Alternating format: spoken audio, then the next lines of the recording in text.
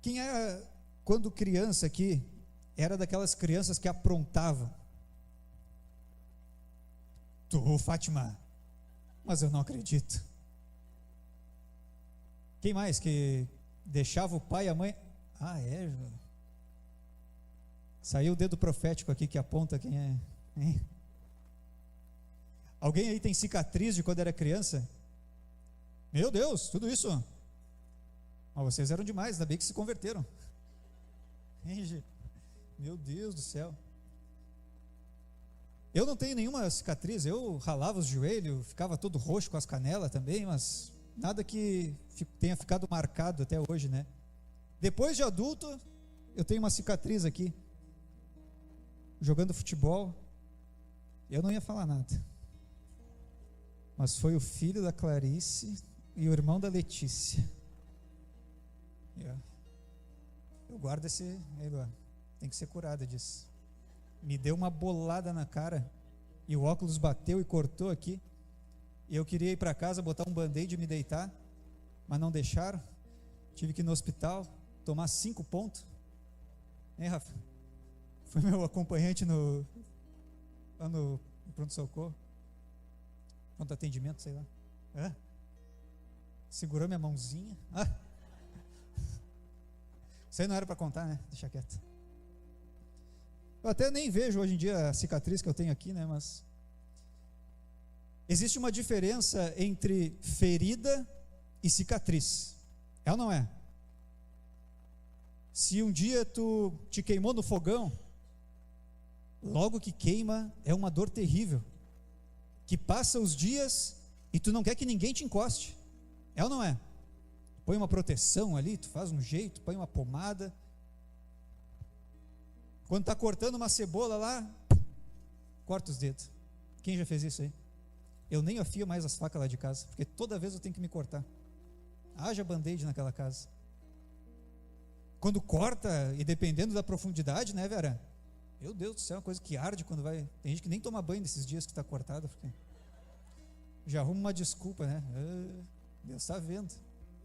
E os companheiros lá de casa também, vocês não falam nada, mas ó, meu Deus do céu, o cara sem noção.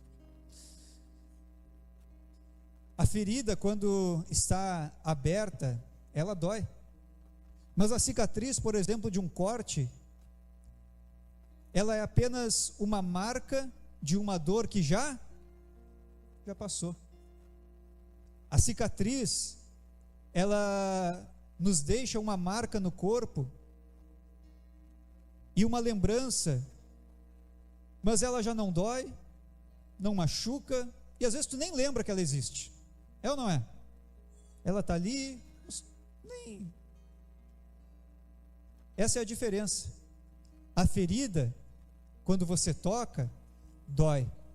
A cicatriz é apenas uma marca de uma lembrança. Jesus, nos seus últimos dias aqui na terra, ele passou por algumas feridas emocionais e físicas. E você lembra, eu quero recordar aqui nesse momento. No Getsemane, após ele falar com o Pai, ele é traído por um daqueles que acompanhou ele de perto. Quem que era? O Judas, o Iscariotes. Ali, Judas vende Jesus por algumas moedas, e ali acontece essa primeira ferida da traição. Jesus é levado para julgamento e condenado injustamente. E quem já passou por uma injustiça sabe como dói. Jesus vem acumulando essas feridas nas suas emoções e na sua consciência, e ele começa a via dolorosa, e ali saiu das emoções e veio para o seu corpo, sendo castigado pelos chicotes dos soldados. A cada batida, a cada chicotada, a dor ia aumentando, a pele ia abrindo, o sangue ia escorrendo, ficando praticamente o corpo todo em carne viva. A via dolorosa, ela não acaba aí. As pessoas em volta estão xingando Jesus e dizendo que ele era condenado, julgando ele por algo que ele não era. mas a via dolorosa aumenta. Eles põem uma cruz nos ombros de Jesus, onde a pele já estava aberta, e ele chega até o monte onde seria crucificado. Lá, pregos enormes atravessam as suas mãos, os seus pés, e ele fica pendurado até o último suspiro. O nosso Cristo, naquele dia morreu, mas ao terceiro dia ele ressuscitou e vivo está nos nossos corações. É por isso que nós estamos aqui nessa noite, porque Jesus, ele vive, Jesus, ele reina, ele foi mais forte do que a morte, ele foi mais forte do que as acusações. Tudo isso foi um propósito de Deus. Era necessário a traição, o castigo, a morte e também a ressurreição. Vamos ler João capítulo 20,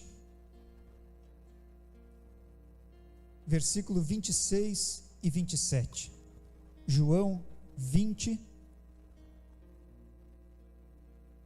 26 e 27, você pode acompanhar aqui na tela também, ou aí na sua Bíblia.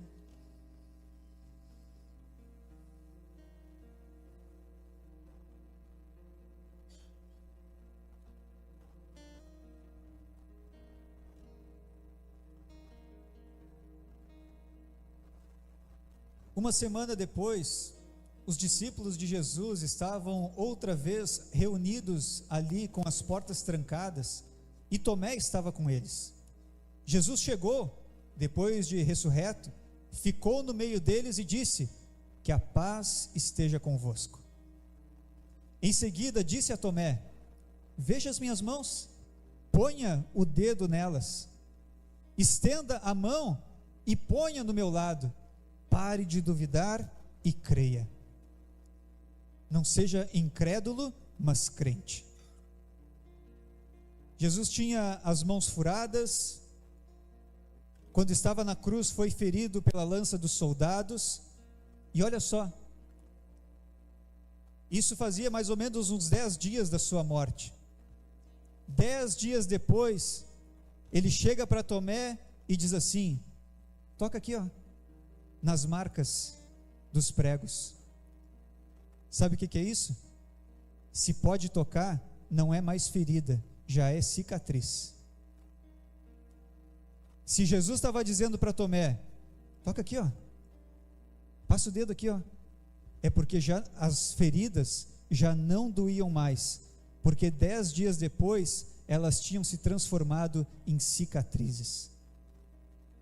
E a pergunta dessa introdução da mensagem hoje é a seguinte: quanto tempo você vai continuar com as feridas do passado abertas, evitando que elas cicatrizem e permitindo que traumas, dores, traições de meses, anos atrás, continuem afetando o seu presente e o seu futuro? Ferida tem tempo. Logo após, elas viram cicatrizes. Mas tem pessoas aqui nessa noite com feridas abertas há tanto tempo, mas hoje chegou o dia de você, com o poder de Deus, superar todas elas e seguir em frente de hoje em diante.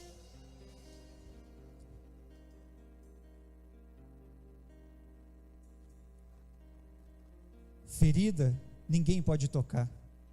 Jesus levou 10 dias para superar todas as feridas que marcaram o seu corpo e as suas emoções. E você, quanto tempo mais vai carregar feridas abertas na sua vida? Jesus disse: no mundo tereis aflições, mas tende bom ânimo, porque eu venci o mundo. Pelo vale, acha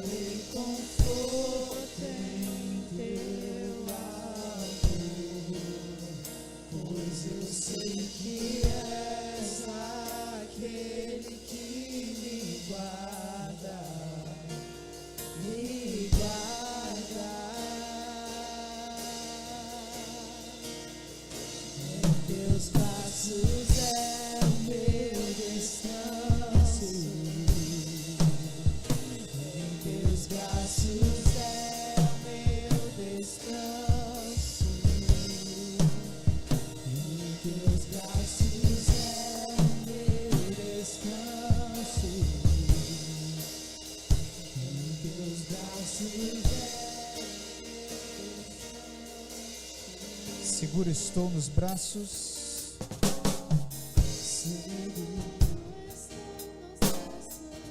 daquele que nunca me deixou. do seu amor. Seu amor perfeito repousado em mim.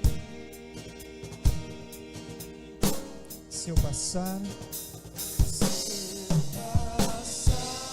Pelo vale,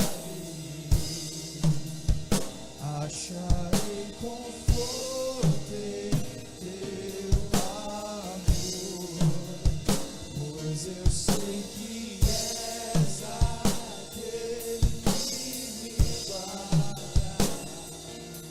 me guarda. Em teus braços é o meu descanso. Em teus braços é o meu descanso. Em teus braços é o meu descanso.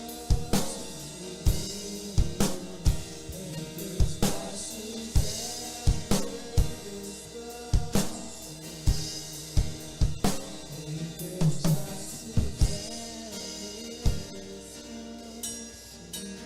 recaio em tua graça. Caio em tua graça,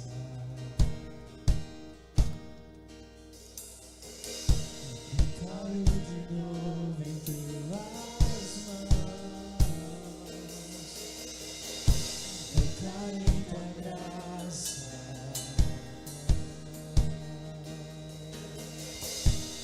caio de novo em tuas mãos. E se eu passar pelo vale, acharei conforto em teu amor. Pois eu sei que és aquele que me guarda, me guardas. Em teus braços é o meu descanso. Em teus braços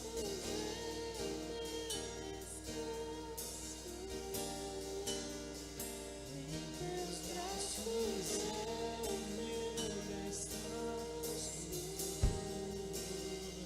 Em teus braços é o meu descanso.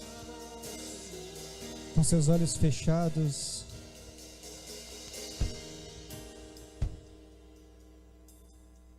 talvez ainda existam feridas abertas do seu passado aqui nesta noite. E tem algumas que talvez você pensa que já tenha vencido, mas quando se lembra e revisita aquelas situações, você volta a sofrer como se tivesse acontecido ontem.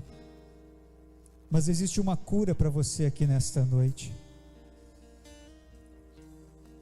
Deus está atento ao clamor dos seus filhos e das suas filhas.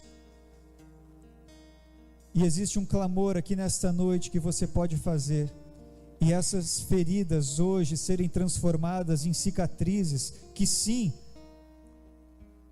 ainda fazem parte da sua história, mas elas já não serão mais feridas que doem, mas cicatrizes que marcam e contam o testemunho da vitória da obra de Deus na sua vida.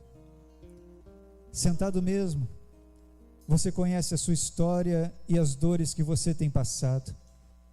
Peça para que o Senhor nesta noite cure as suas feridas, elas virem cicatrizes e você possa testemunhar a obra de Deus na sua história, com as suas palavras, do seu jeito. Talvez essa oração nem a pessoa que está do seu lado vai escutar, mas se o seu coração clamar, Ele também vai ouvir. Existem orações silenciosas que são poderosas. O clamor de uma alma, o clamor de um coração, Deus também responde. Deus, enquanto os teus filhos e filhas oram, Eu peço que o Senhor esteja tratando essas feridas aqui nesta noite. Davi diz: cria em mim, ó Deus. E quando ele usa essa palavra, ele está dizendo cria, a mesma palavra que foi usada na criação do mundo. E nós podemos entender com isso que existe uma obra que nós não conseguimos, mas o Senhor pode. E é por essa obra que eu estou orando pelos meus irmãos aqui nesta noite, para que pessoas que chegaram com feridas abertas hoje saiam daqui curadas em nome de Jesus. Nós estamos clamando ao nome que está acima de todos os nomes, e o teu nome está acima dos traumas, o Senhor está acima das traições, o Senhor está acima das injustiças que foram causadas. Que no nome de Jesus hoje você saia daqui curado, não mais cabisbaixo, mas você saia daqui confiante de que Deus está transformando a sua história aqui nesta noite. Esta é a nossa oração nesta noite, em nome de Jesus. Mateus capítulo 7, versículos 24 em diante. Mateus 7.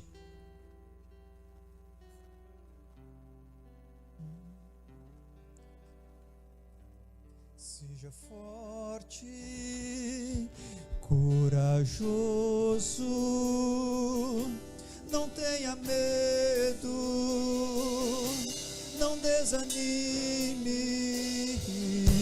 Seja forte, corajoso, não tenha medo.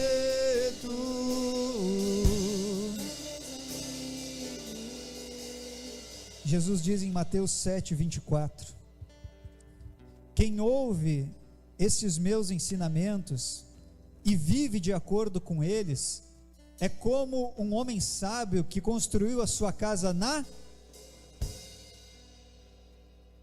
caiu a chuva, vieram as enchentes e o vento soprou com força contra aquela casa, porém ela não caiu, porque havia sido construída Próximo. Quem ouve esses meus ensinamentos e não vive de acordo com eles, é como um homem sem juízo, um insensato, que construiu a sua casa na areia. Caiu a chuva, vieram as enchentes, o vento soprou com força contra aquela casa, ela caiu e ficou totalmente destruída. Não precisa abrir, mas Provérbios 13, 20 diz assim: quem anda com os sábios será sábio, mas quem anda com os tolos será tolo. Para ser sábio, Salomão fez uma oração, e ele mesmo escreveu esse versículo nos ensinando algo. Ele não diz que tu tem que fazer faculdade para ser sábio, não tem que estudar muito, não tem que viajar, tu tem que estar cercado de boas pessoas. Olha como é importante você cuidar as pessoas que entram na sua casa, as casas que você visita, as opiniões que você escuta, para quem você conta os seus segredos e fala dos problemas da sua vida. Porque tem gente que não é teu amigo, é só um curioso que quer sair informando os outros sobre os problemas que você está passando. E ali Jesus diz: o sábio, ele construiu a casa na rocha. E tem duas características: um homem que construiu a casa na rocha e outro na areia. Jesus também disse que os dois enfrentaram os mesmos problemas. É a mesma descrição. As duas casas enfrentaram chuvas, enchentes e vento forte. Foi ou não foi? Que a gente leu ali. As duas. Só que uma ficou de pé e a outra totalmente destruída. Não é que ela caiu e ficou meio torta. Não é que vai dar para reformar depois, não. Ela ficou totalmente destruída. Não teve mais jeito.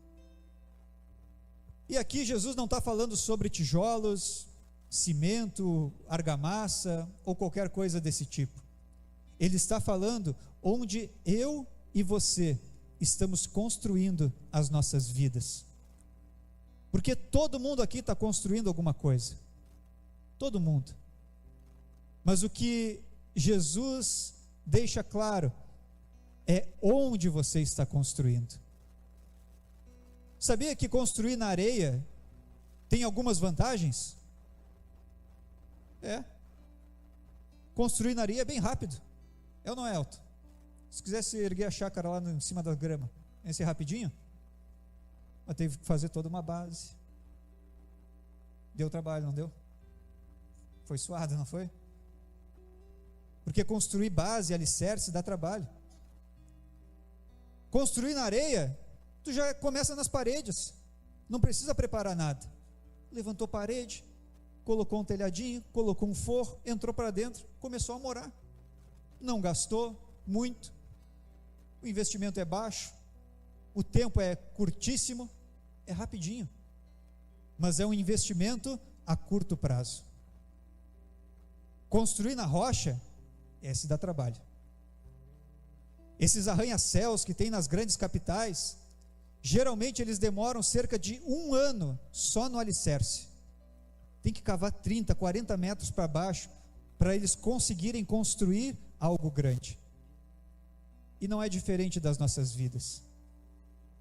Quem quer viver de aparência tem pressa, mas quem quer construir coisas grandes tem que ter paciência. Vou repetir essa para tu botar no teu Facebook depois. Quem quer viver de aparência tem pressa, mas quem quer construir algo grande tem que ter paciência. Às vezes tu te apavora. Acho que minha vizinha está vendendo droga, não pode ser. Trocou a geladeira, pintou a fachada, botou grade, trocou de carro. E aí tu quer viver de aparência que nem ela. E aí tu sai correndo. Meu Deus do céu, eu preciso pintar a fachada, eu preciso fazer alguma coisa. Não, só minha casa que vai ficar feia aqui. Eu vou lá no Nubank, eu vou entrar nos empréstimos ali, eu vou ver se eu consigo alguma coisa. E aí tu não consegue nada. Vou procurar um agiota gospel que não mata, só bate, para me conseguir um dinheiro emprestado. Eu preciso dar um jeito, preciso comprar umas roupas novas, eu preciso aparentar alguma coisa para os outros, eu preciso. E aí se enrola tudo, porque quer mostrar para os outros. Mas quem quer construir algo grande, constrói algo que ninguém está vendo. O alicerce, ninguém enxerga. O trabalho que dá para cavar, alicerçar, são essas pessoas que vão viver algo grande. E aí você pode olhar para a vida de outros e pensar: meu Deus do céu, que inveja gospel que eu estou com aquela pessoa. Parece que tudo dá certo para ela, parece que está crescendo, está avançando, e eu estou numa nhaca federal aqui. Às vezes pode ser pessoas construindo na areia, que a aparência é mais rápido. Mas você que quer construir algo grande tem que ter paciência. É paciência. O que é construído na areia, uma hora ou outra vai desmoronar.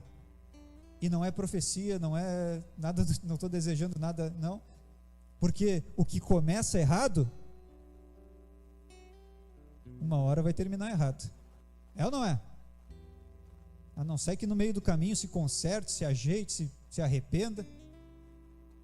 Mas numa regra básica da vida, o que começa errado, termina errado.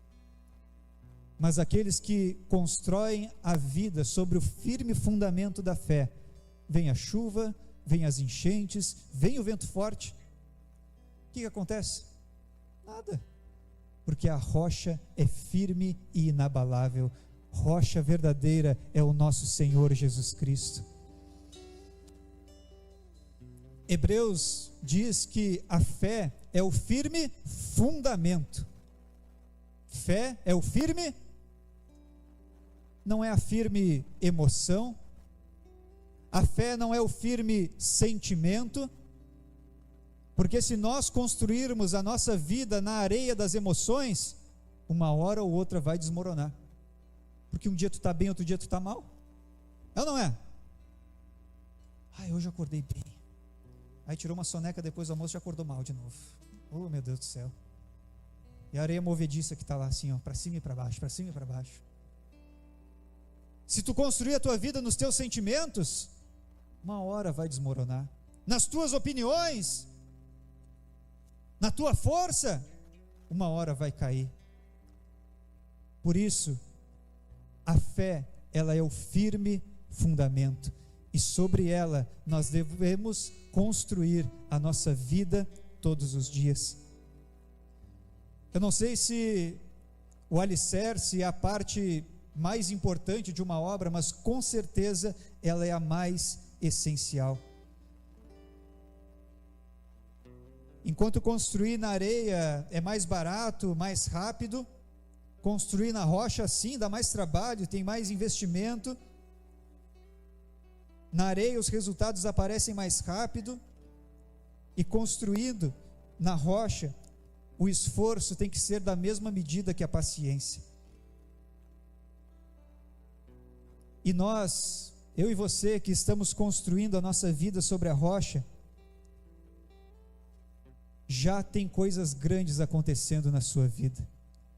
Por mais que por fora os outros não estejam vendo.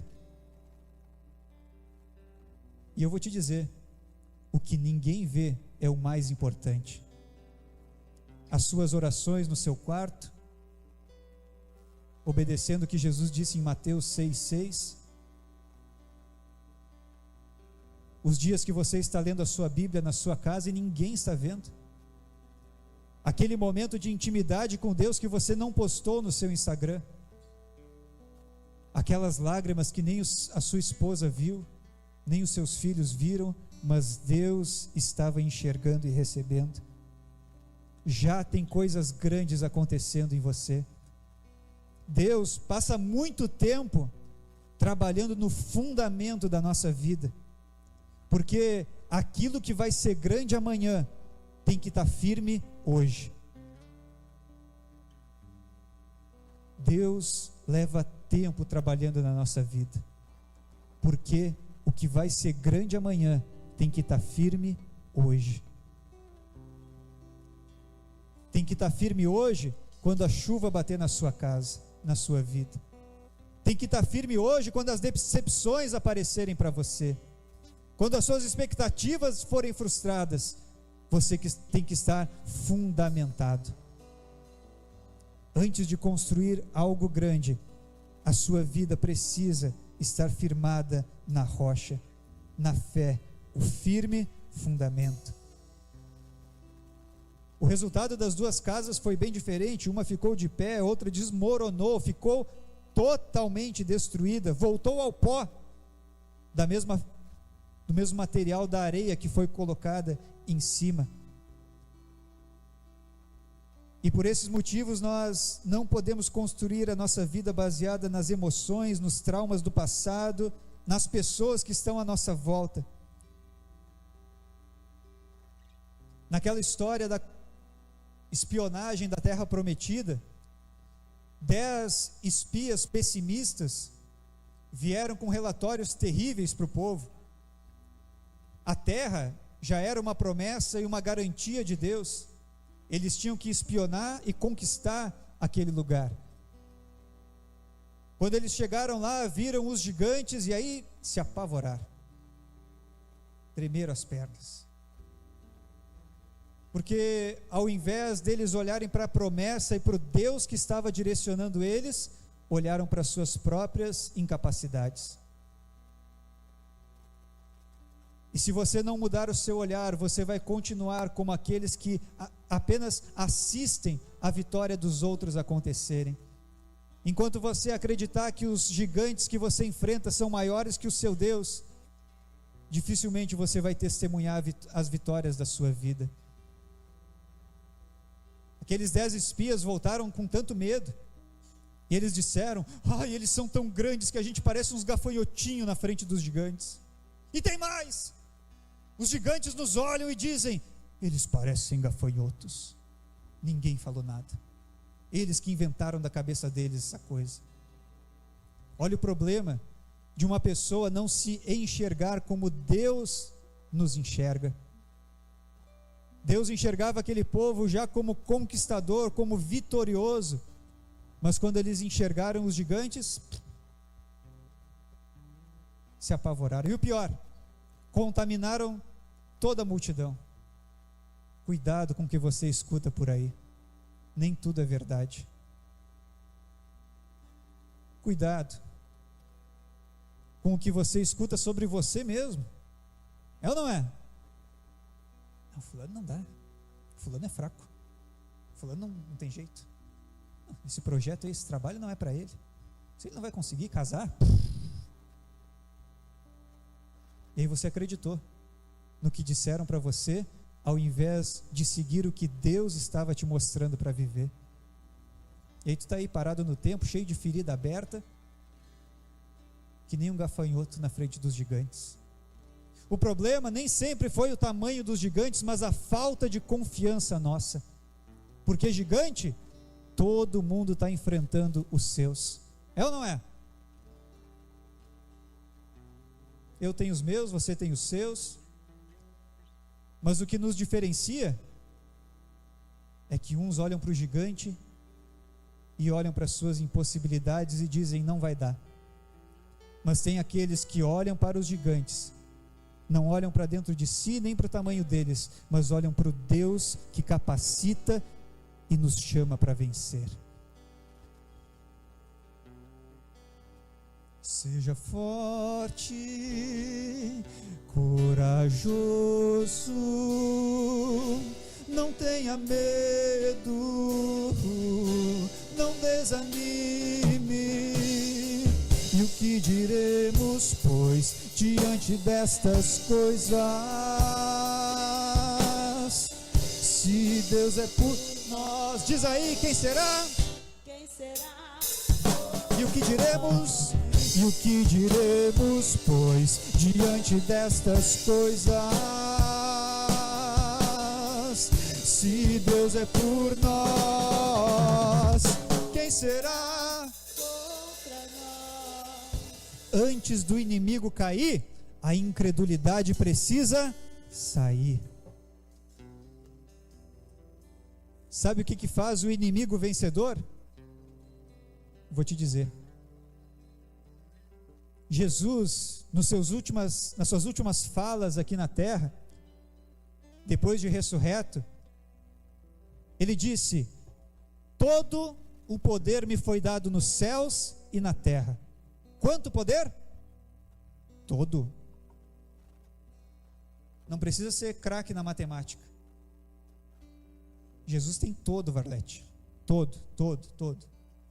A gente tem um inimigo, o coisa ruim aquele. Se Jesus tem tudo, o que ele tem? É nada, criatura. Sabe qual é o pavor do diabo? É que ele abriu mão daquilo que é herança minha e sua, a eternidade com Cristo Jesus.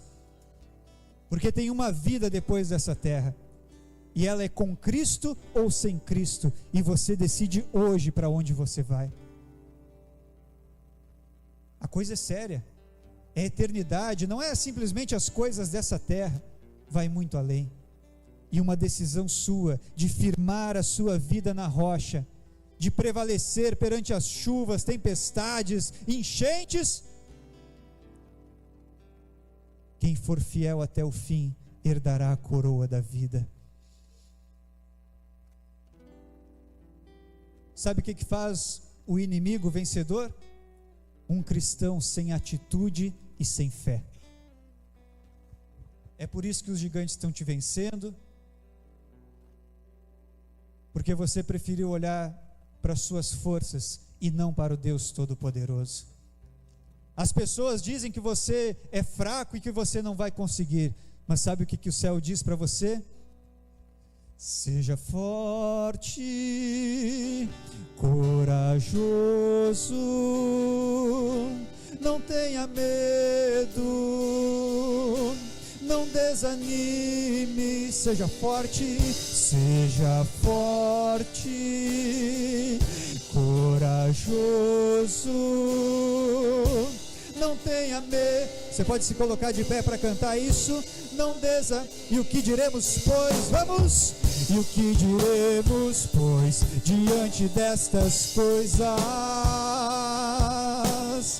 se solta a voz para dizer, quem será?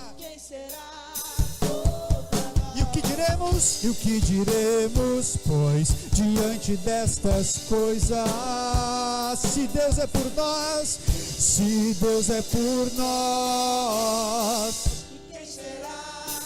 o meu Deus, Ele vai com você, Ele nunca te deixará. O meu Deus nunca te deixou, nem te abandonará. O meu Deus, Ele vai com você, Ele nunca te deixará. O meu Deus nunca te deixou, nem te abandonará. Vamos aplaudir a Jesus. Aleluia.